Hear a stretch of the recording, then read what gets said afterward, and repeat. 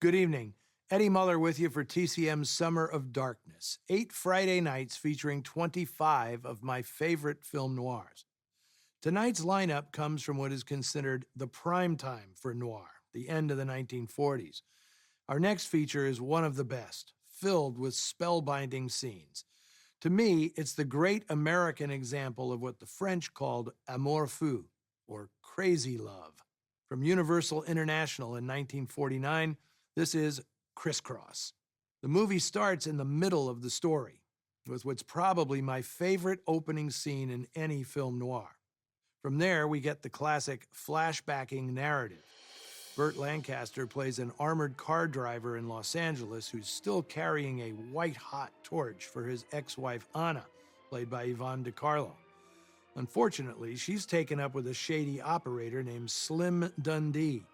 He is played by the prince of sleek and smarmy screen villainy, Dan Duryea. They all have their own selfish motives and nefarious schemes, and you may need a ledger to keep track of their lies, betrayals, and double-crosses.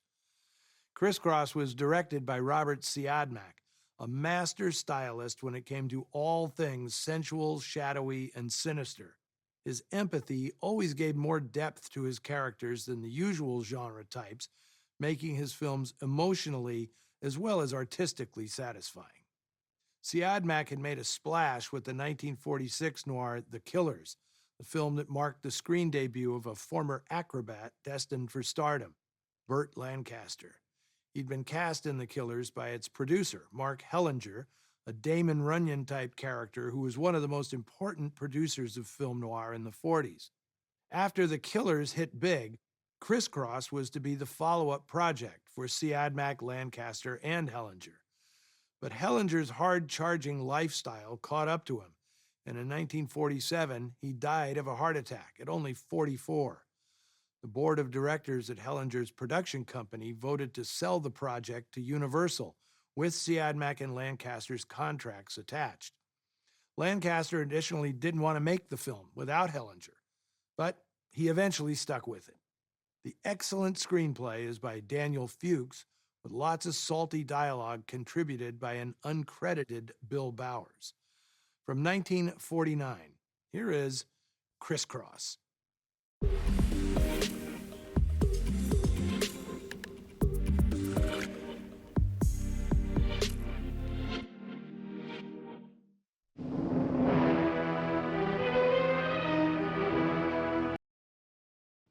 I'm sure some of the hardcore noiristas caught sight of Tony Curtis early on, doing a wild rumba with Yvonne DiCarlo. Criss was Curtis's screen debut, a gig he got when director Robert Siodmak saw him wandering around the Universal lot. "Can you dance?" Siodmak asked. "Yeah, sure I can dance," Curtis replied, although he later admitted in his autobiography that he was lying. Fake it till you make it has always been a very real thing in Hollywood. Curtis would become fast friends with Burt Lancaster during the 1950s, and they would reunite nearly a decade after making Criss for one of the most caustic films ever made. But you'll have to wait until the end of the month for that one. Coming up, only in film noir can something as innocuous as a truckload of golden delicious apples become a catalyst for human misery. Buckle up. We're hitting the road for Thieves' Highway. Next on TCM's Summer of Darkness. Next on TCM, Thieves' Highway, then Against All Odds, and later, Marlowe. The gumshoes on the other foot on TCM tonight.